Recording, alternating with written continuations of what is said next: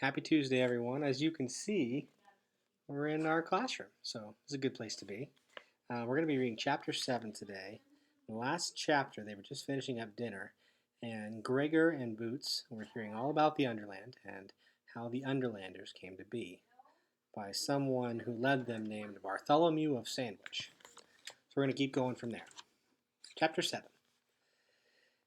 The darkness pressed down on Gregor's eyes until he felt it had physical weight, like water.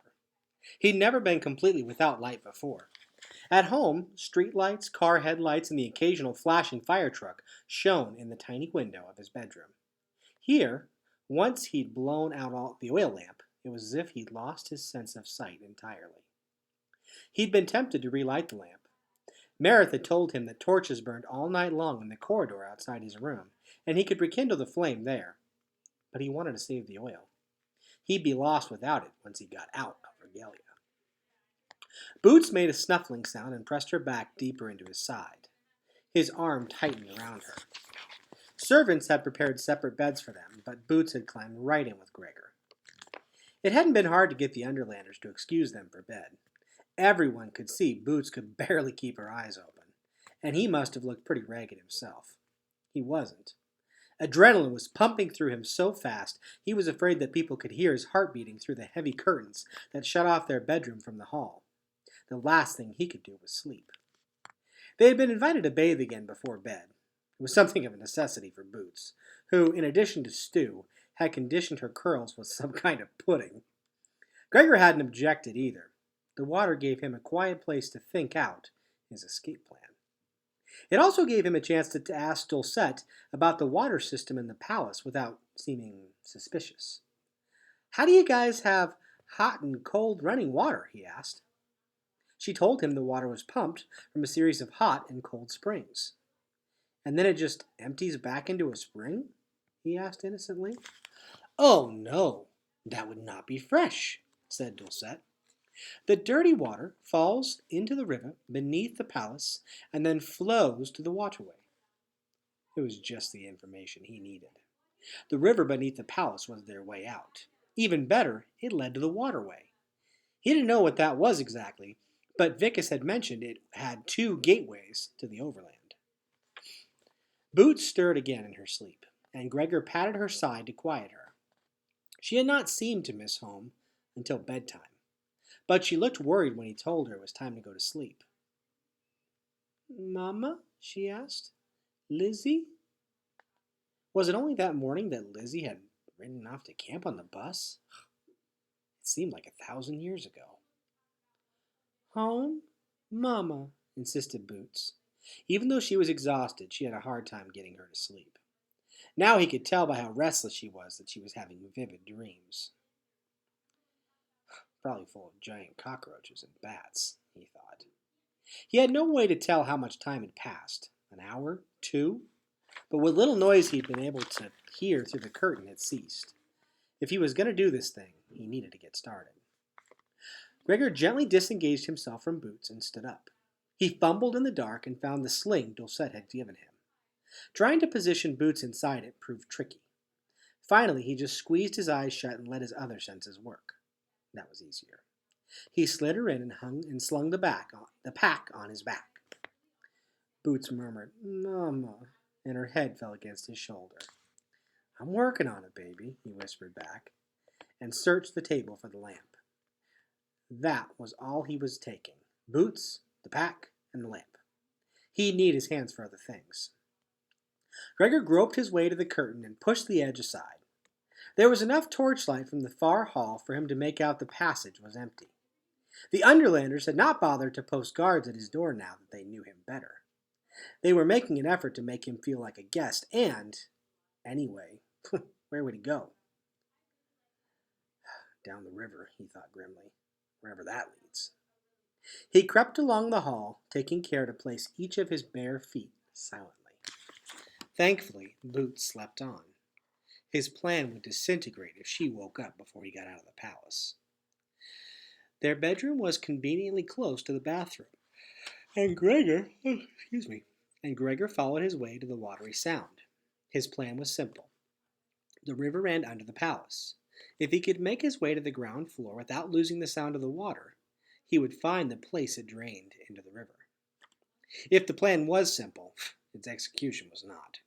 It took Gregor several hours to weave his way down through the palace. The bathrooms were not always near the stairs, and he found himself having to backtrack so he wouldn't lose the sound of rushing water. Twice he had to duck into rooms and hide when he spotted Underlanders. There weren't many about, but some sort of guards definitely patrolled the palace at night. Finally, the sound of water became stronger, and he made his way to the lowest level of the building. He followed his ears to where the roar was loudest and sneaked through a doorway. For a moment, Gregor almost abandoned his plan. When Dulcet had said river, he had pictured the rivers that flow through New York City.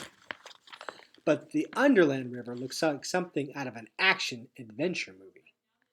It wasn't terribly wide, but it ran with such speed that the surface was churned into white foam. He couldn't guess its depth, but it had enough power to carry large boulders by as if they were empty soda cans. No wonder the Underlanders didn't bother to post a guard on the dock. The river was more dangerous than any army they could assemble. But you must be able to travel on it. They have boats, thought Gregor, noticing a half-dozen crafts tied up above the rush of the current. They were made out of some kind of skin stretched over a frame. They reminded him of the canoes at camp. Camp! Why couldn't he just be at camp like a normal kid?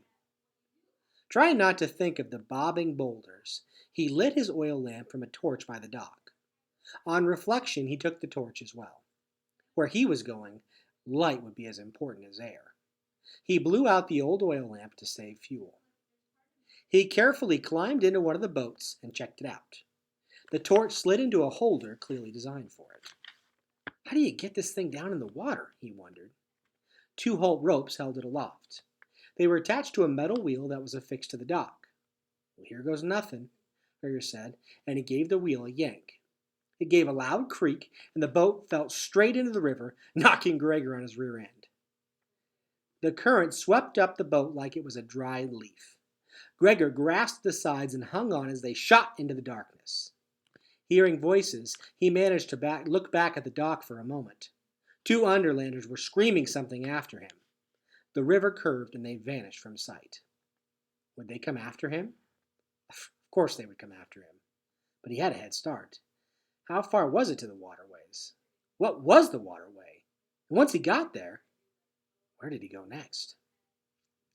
Gregor would have been more concerned about these questions if he wasn't trying so hard to stay alive. Along with the boulders, he had to dodge the jagged black rocks that jutted out of the water. He found an oar lying along the middle of the boat and used it to deflect the canoe off the rocks. The temperature of the Underland had felt comfortably cool since he'd arrived, especially after the 90-degree heat of his apartment. But the cold wind whipping off the water made goosebumps rise on his flesh. Gregor!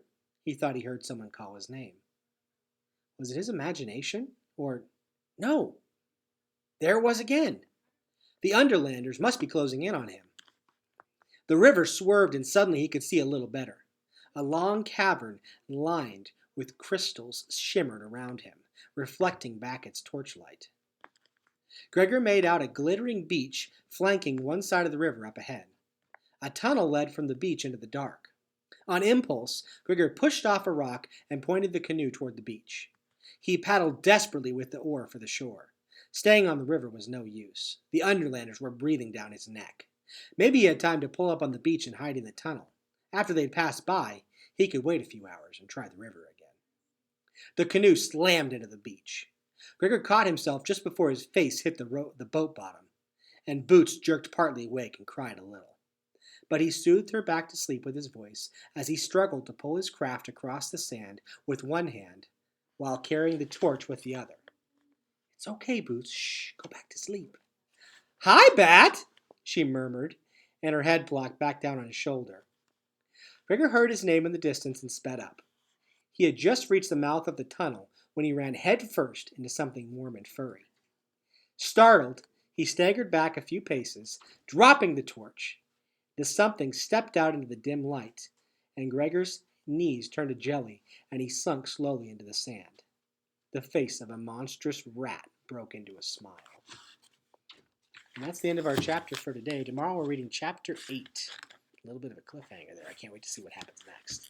I look forward to reading to you guys tomorrow. Have a great night.